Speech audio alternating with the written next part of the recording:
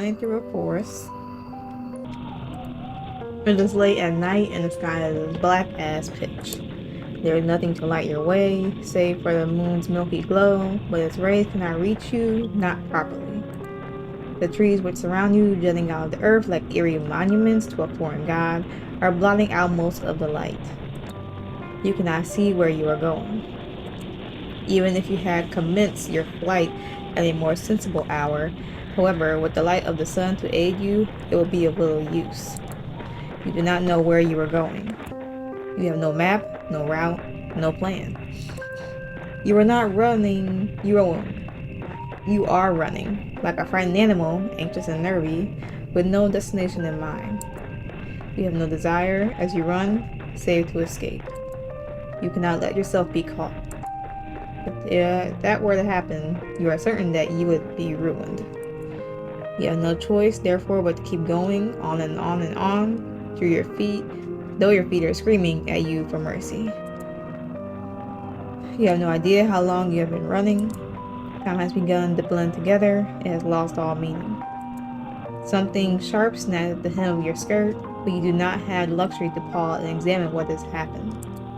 Instead, you tug. Your skirt tears, the sound splitting through the forest, and you stumble forwards with a shocked gasp. You are free, but at what cost? Your skirt has been irreparably damaged. And I did that good, yeah. It might be too late to worry about such trivial matters now, though, because you're running from something. If you do not start running again, and soon she will catch you. Then your life will be over. You do not know if she is still following you, but you do not want to risk looking over your shoulder. If you were to see her silhouetted beneath a tree, looking at you with that sickly sweet smile which once ensnared you, you will lose what little nerve you possess. Your legs will lock up and your blood will freeze in your veins. Then you will crumble. You will fall, but you will not hit the ground. She will be there to catch you. Did she not promise, when you made that contract, that you would never be alone? You would like to take back that silly wish of yours, but it is too late for that. It is too late for a lot of things. All you can do is run. You run and run and run while icy fog swirls about your feet. It is cold enough to sap the heat from your body, and you shudder from it. It feels as though you are drowning. It feels as though you are being buried alive. Your knees and your shins, meanwhile, are bleeding. You cannot endure much more of this. But if you value your own life, you must. You run and you run and you run until, at long last, you reach a fork in the road. There are 3 paths which split off through the forest. Or 4 if you count the path down which you came. You cannot exactly double back on yourself, though not when you have put so much effort into running forwards. You can only press on. The 3 paths are signposted, which is something of a strange sight given you are so deep in the forest. Dark, though it might be, you have grown accustomed to the shadows. You can just about pick out the writing on this old, dilapidated signpost, curved and slanted though it is. Your fate, if you will forgive me for sounding cliche, is in your hands. Now I wonder, which path will you take?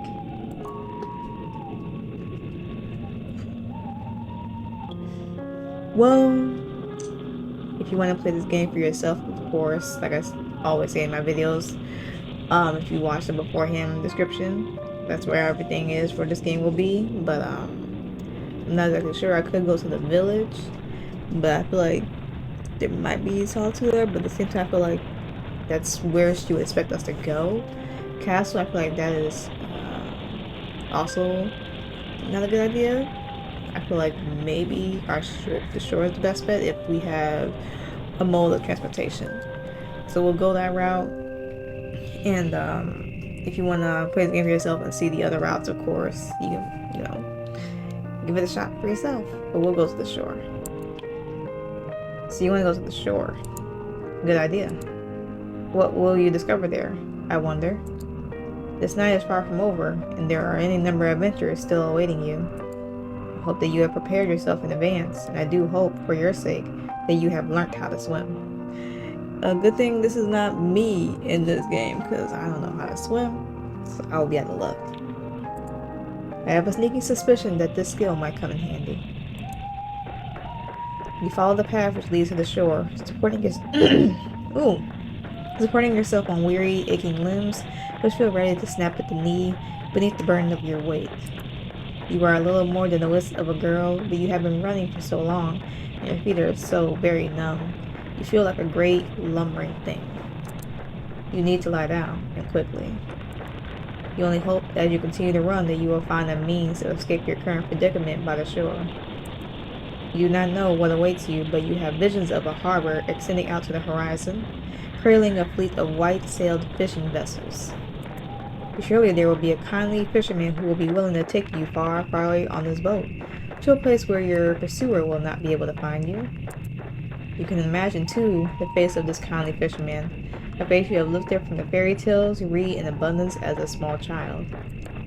He will have thick, bushy eyebrows and a dark brown beard streaked through with gray. He will look intimidating at a glance, but he will fiercely fiercely protective of you, just like a father. You do not know what fathers are supposed to be like. You are only imagining. It is your imagination, however, which grants you the strength needed to keep going. You run to the shore. Take some time before you finally emerge from the woods, but finally you do it. How much time, you ask? I cannot answer that. Did I not say that time had begun to lose all its meaning? The forest is behind you, now, at least, and all the awful nightmares that lurk within it. It is still cold, though, and still foggy. It is still dark, too. The sun has yet to rise. You can see the moon more clearly now as it hangs above your head, round as any pearl or orb or crystal ball. The moonlight shines down upon the vertiginous cliffs, which plummet sharply downwards to an array of sharp, spiky rocks below. You felt upon escaping the wood a degree of hope, but the sight of these weather-blasted cliffs gives you pause. You inhale, then you frown. Now what are you to do? You do not think this plan of yours through very well. Not that you have much in the way of a plan in the first place. There is little in the way of civilization here. The cliffs are far from the village. How far? You do not know, and you cannot see any houses. Where exactly will you rest your weary head, and what of your weary legs? Fitful, you look around. There is nobody to your east, nor is there anybody to your west. There is no point in looking south. That is the way you came. And when you look to the north, the world falls away from you. The cliffs are too steep to scale, and it is too dark. And actually, there is no soul here to help you. You are on your own. You feel so overwhelmed you could very well cry. You do not cry, however. You know that tears have never helped anyone. You got yourself into this mess. Now you need to get yourself out of it. It is with this thought in mind that you inhale a lungful of salty oceanic air. Then you begin your exploration in earnest.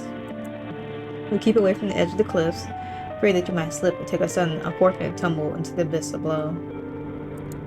You are not as attached to your mortal body as some humans are, but you do not want to die. You still care for yourself, if only a little.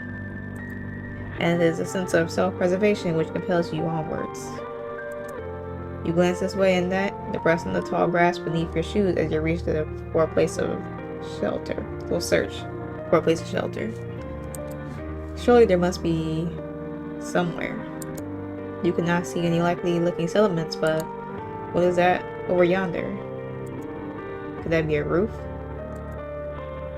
You hurry onwards, hope budding anew in your heart, until, at long last, you reach your destination.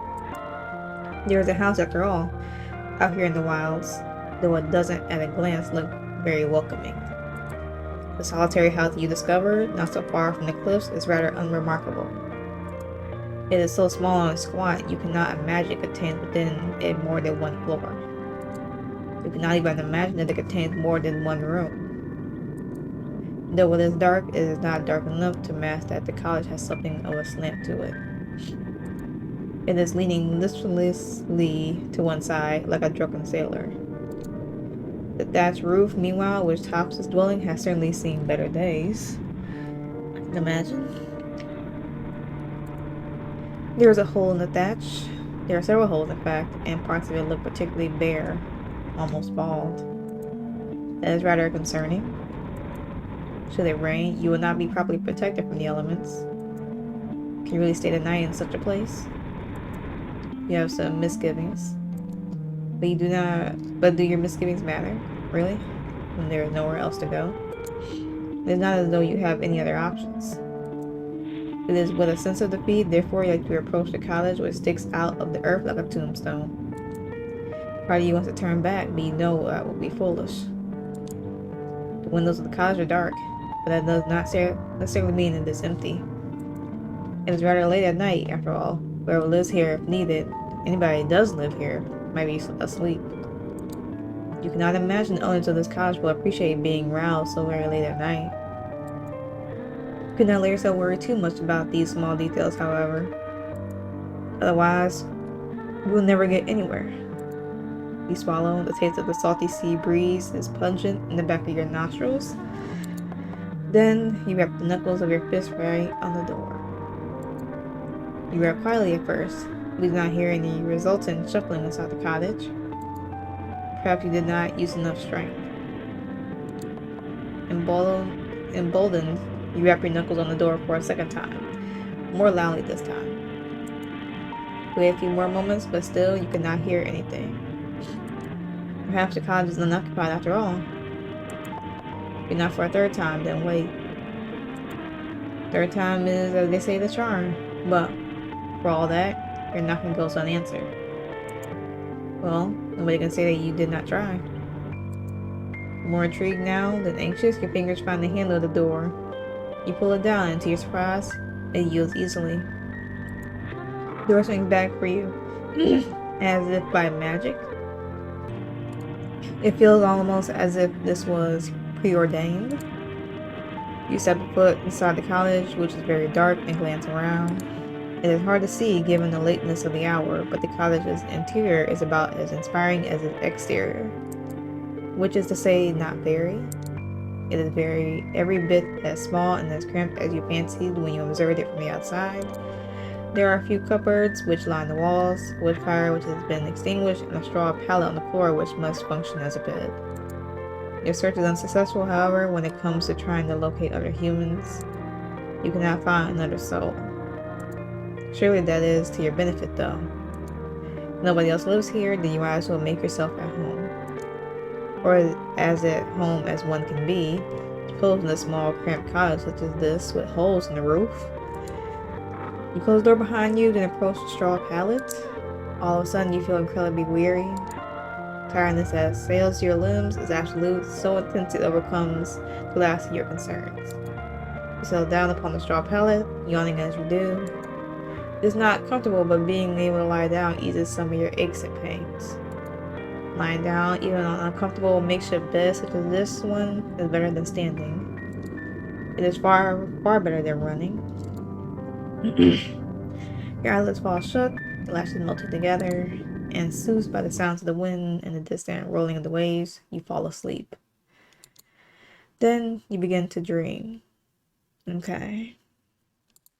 It is not uncommon, of course, to dream. The best and the worst of us do it, from queens in their castles to peasants sleeping in the straw. Why, who is to say that all you have observed tonight has not, in a sense, been a dream of its own? Would that make your nighttime fancies? Then the dream inside a dream?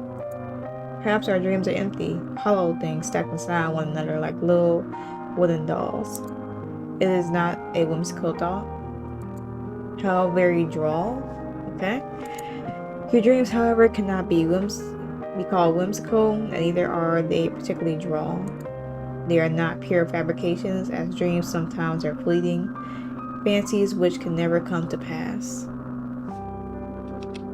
It's okay.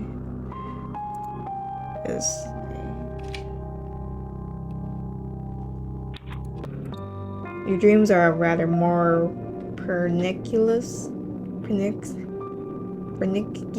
sort. In your dreams, you are the conservator with your red hair tied back into your prim, proper braids. You are walking through the courtyard, clutching your books to your chest as you make your way to the library. Your head is bowed so as to now look at the faces of your passing classmates. You do not want to meet their eyes.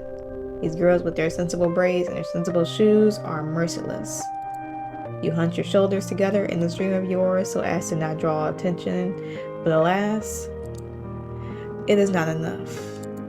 You are stumble, clumsy things that you are, and you fall, and just like that, all eyes are upon you. They are staring at you. They are laughing at you. You lay there on the ground by the fountain, your books scattered on your skirt in a woeful state of disarray. Your knees hurt. Is it bleeding? You examine your injured leg, trying not to cry, and as this transpires, you hear a voice. When your classmate is calling out to you, she has acknowledged you. You look up shyly, tears beating into your eyes as a taller girl, prettier and much more refined. She extends her hand towards you. Does she mean to help you? It cannot hurt to try, can it? Hesitantly, you reach out to accept her offered aid. Fingers curl around yours tightly, perhaps too tightly. Her nails dig into your skin. It hurts. The hell? Deftly, the girl pulls you to your feet. Your legs feel weak from your fall and your knees still aching, still bleeding. You stumble, feeling out of sorts, but you are not afforded much of an opportunity to gather your bearings. The girl's hands are on your shoulders. She is laughing at you. Then she is pushing you. The sound of the fountain and the running water that drums against its basin is all of a sudden very loud. It is overwhelming. It surrounds you. Then it engulfs you. It is cold as ice and you cannot breathe. The rushing of the water continues, echoing in your eardrums over and over, and then... No.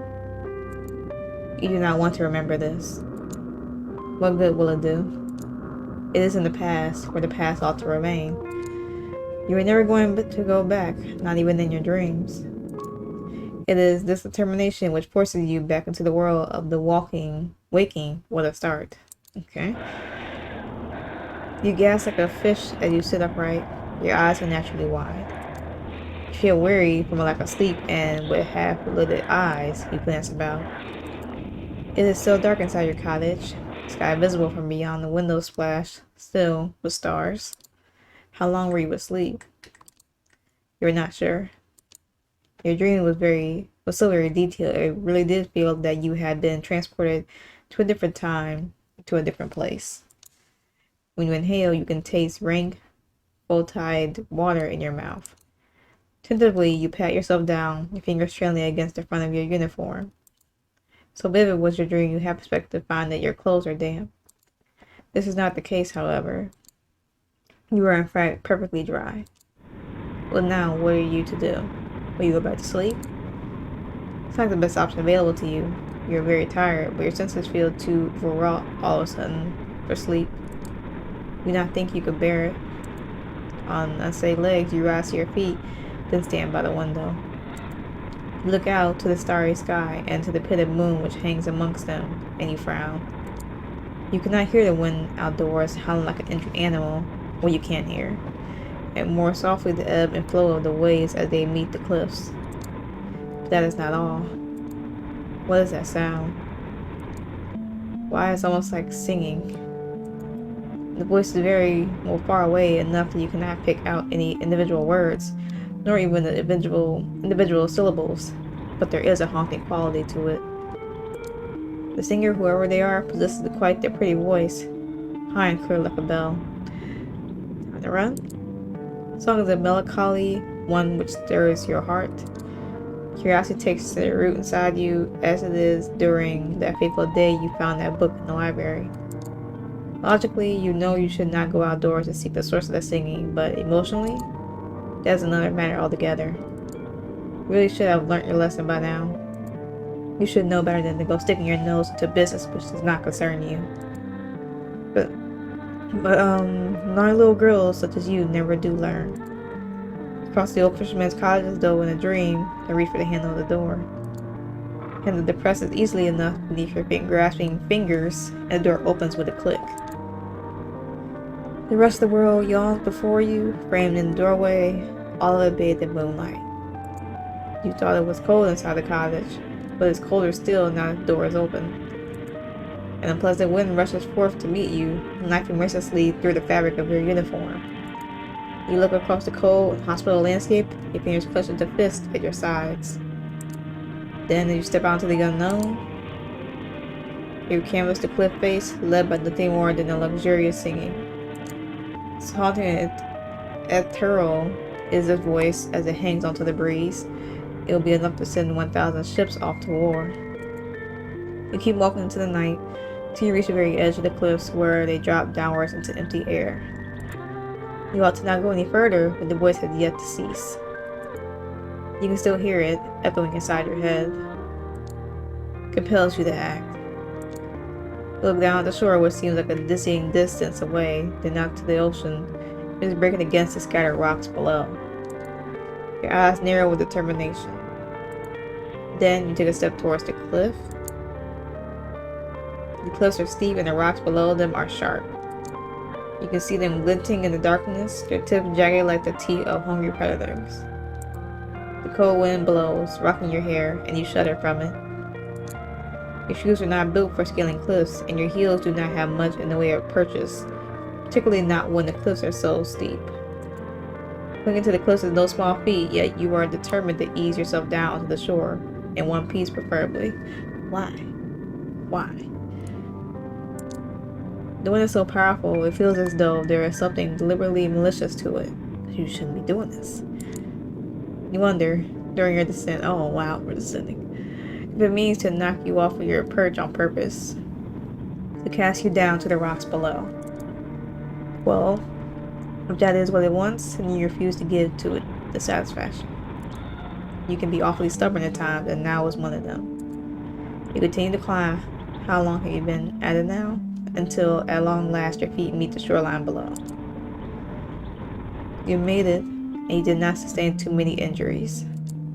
Your palms are throbbing, yes, gripping those rocks, and you might have a few cuts, but your wounds are of shallow and superficial sort. Things could have been worse. You flex your fingers, feel comfortably numb and cold alongside it. Your skin is prickling, but at least you can still feel discomfort. At least it's still attached to your bones where it ought to be. Your vital organs concealed within the hollow cavity of your body. You have a lot to be thankful for. This night has, by and large, been quite successful. There are no longer any obstacles between you and the mysterious voice which lulled you outdoors. Now you must find them. Maybe this is like a mermaid or something. I don't know. You set off down the shore on the hunt of a singing voice which has captivated you so. You sidestep sharp, jagged rocks which jut out of the sand like teeth. Rocks which cannot be circumnavigated. Meanwhile, you clamber over. All the while, the sound of the sea mingles with that of the singing. Provides an eternal, haunting backdrop to your exploration, one which further adds to the surreality of the moonlight stroll. Waves lap against the shore, then recede shyly, pushed and pulled by the bleached white moon which hangs overhead. The ocean that you have seen in the library books were all blue as sapphires. This ocean is different. It is so late at night, it looks black instead. The indulging surface of the water reminds you of a mirror, though its depths are even deeper and much more mysterious. Sense of foreboding settles upon you, but you try to quash it. You will not let yourself be afraid. You round a corner, your feet unsteady but in their sensible brown shoes, and then at long last you see her. There is a woman sitting upon a rock out in the ocean, just like I thought, mermaid. The woman's eyes are closed and her lips are parted, her expression is soulful. She is singing. Her hair, which is fair, floats around her face like a shroud, which adds to her an otherworldly aura. Her eyes might be closed, but her lashes are long and luxuriant like a doll's. Her lips, meanwhile, which are parted in song, are soft like the freshly plucked petals of a flower. Her face is perfect, as are her proportions. Her neck is tall and slender like the stem of a flower. As for the lower half of her body, meanwhile, well, it is nothing like anything you've ever seen before. It is here, and here alone, that the woman betrays your narrow human definitions of beauty, for her legs are non-existent. Better than two awkward appendages, this woman has instead the sleek, shimmering tail of a fish. Is she not, then, a human? She could not with that tail like that. This unusual sight makes you gasp, and quite audibly at that. You do not mean to be rude, but you cannot help yourself. Humans tend to react poorly to things they do not understand. At least you do not scream. That would be even ruder. Oh my. You meant to observe the mermaid from a distance, but it would appear that your shock gasp loud enough to attract her attention. Fishtail vision sit upon the rock is looking at you. Her gaze is so piercing it feels almost as if she is looking through you. Your heart seems to stop inside your chest as if by some matter of magical spell. You thought the mermaid pretty when you first observed her, sitting on that cropped of rock, her face turned in profile. Now she's looking at you. However, you can see that you were mistaken. She is not just pretty. She is beautiful, so much so it is almost unnerving. She looks as though she has stepped out of the pages of a picture book. She is simply too perfect to belong to this world. Perhaps she is some kind of vision, waking dream, a hallucination. But no, she is none of those things. Her tail might be an impossible thing, but its scales look slick and wet regardless, like those of any fishes one might find at the market. These scales are iridescent, and bathed beneath the light of the moon, they seem almost to glow. Sight of her rather takes your breath away. Look at the mermaid. She looks back at you. You prepare yourself, expecting some sort of altercation, but the surprise soon fades from the mermaid's face. Her lips, which one were pursed and frowned, now shift upwards. She is smiling. And then she says in a refined sort of voice, My, it really is good to see a human again, particularly a human girl. I was beginning to fear that your kind had all disappeared, and I would no longer have anybody left to tell me of the world above the waters. My, this is quite the effusive greeting. Mermaid's introductory speech is positively brimming with excitement of a sweet, girlish variety. She is rather more amicable than the fine polish of her syllables would make one suggest. You might be a well-bred lady yourself with an accent to match, but you cannot help but feel overwhelmed. Anxiously, you observe the mermaid and you ask her what she means. What happened? As to that, I am afraid I cannot say. Okay. I have been sitting on these rocks and singing for many, many nights, but nobody has come to see me. There have been no lovely humans for me to play with. I was beginning to wonder whether your kind had disappeared altogether. I feared some manner of calamity had occurred while I was slumbering beneath the water's surface. Your kind had been eradicated. Shudder and then reassure the mermaid to the contrary. We do not know about the humans that she used to speak with, but at least have not been eradicated. At least you haven't been. You're still here. Yes, well, I can see that, Mermaid answered with a light laugh. It's really a relief. My fellow people who live beneath the water told me not to worry so, but I could not help myself. However, we should probably save at some point, just in case anything crazy happens. I've always been fond of you humans. It's rather sobering, sitting here night after night, all on my own. It gets so lonely here. Now that is an interesting turn of phrase. Catches inside your head like a bird. Have you heard it before?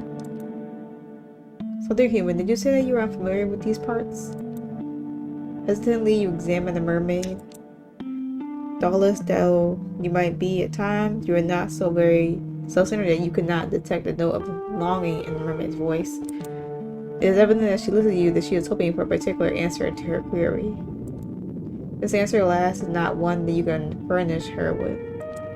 You do not want to lie to her. It is after some hesitation, therefore, that you reaffirm your earlier words, though this time you embellish them. You tell the mermaid that you are a traveler from a far-off land, one is which very dissimilar to this one. It is not a complete fabrication. You tell her that you have only just arrived by this shore and you are unfamiliar both with your immediate surroundings and those further afield. If there is a village nearby, you have never set a foot in it. You do not know what this village is like, nor how many inhabitants it boasts. You do not know if a calamity as mermaid grimly supposed has struck this land, but if she fears all the humans within the immediate vicinity have been laying low by some mysterious malady, then she needed to worry overly on that score. You are still alive. Are you not, you wonder? Facilitate her curiosity with the human realm. Yes, that is true. You are here. I am grateful, naturally, for your company, although... Wistfully, the mermaid sighs. I was rather hoping you might be able to bring some news of the nearby village and of its inhabitants. This makes you wonder. Was there a particular person from this village she was close to? So you were able to work that much out? Ray answers with a small smile. You are an intelligent one, aren't you? Your past professors would beg to differ on that score. You were always awful when it came to academics, mathematics in particular. Same. You could never get your head around all the numbers. Your stern, stony-faced math professor used to spare you, but she is not here. None of them are here. It is just you now and the mermaid, and she does not need to know about your dismal academic record. You allow yourself a small smile, touched by her compliment, and tell her that it was nothing more than a lucky guess. For a guess, it was remarkably accurate. You're quite right. I did have a close friend from the nearby village. She was very dear to me. Internally, you congratulate yourself on this piece of detective work. Very clever you are.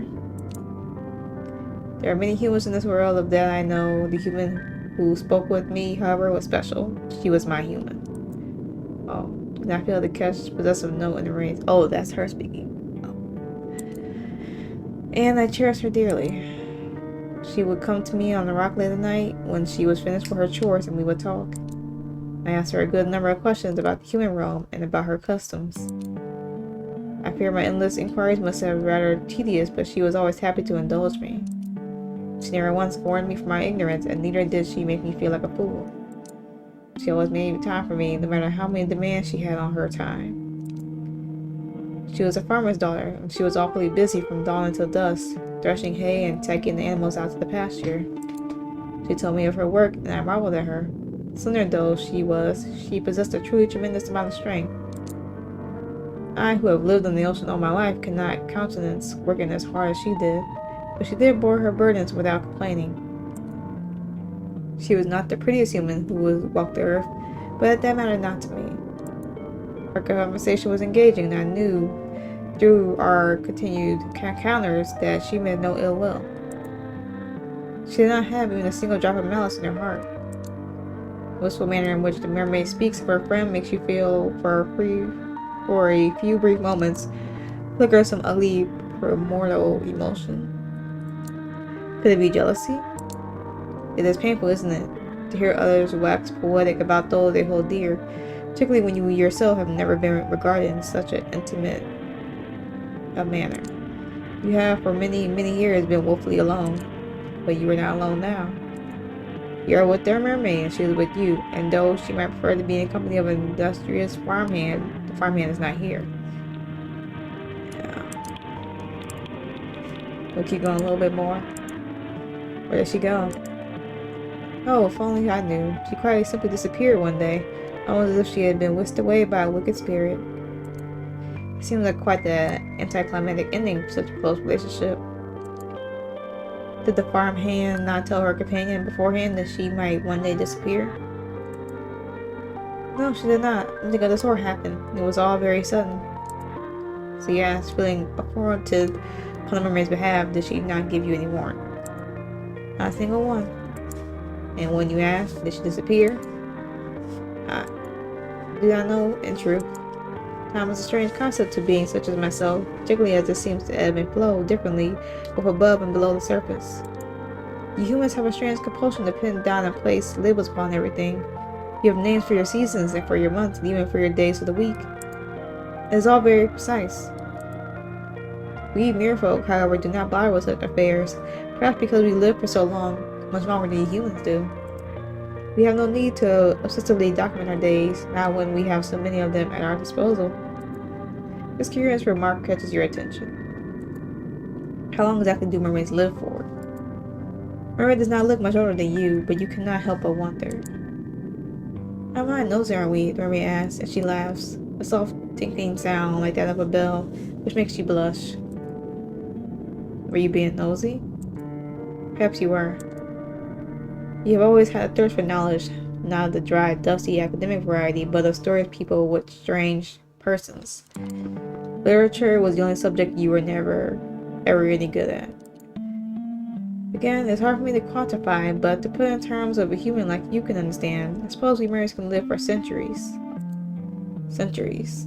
Okay, that's quite a surprise.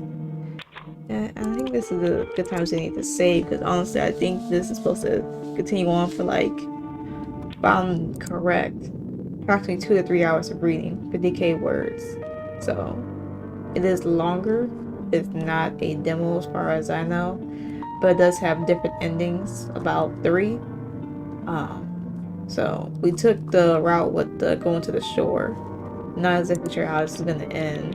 We'll go to the title though, because it has been well over the time I usually record for, but I'm trying to make my stuff a bit longer, so yeah.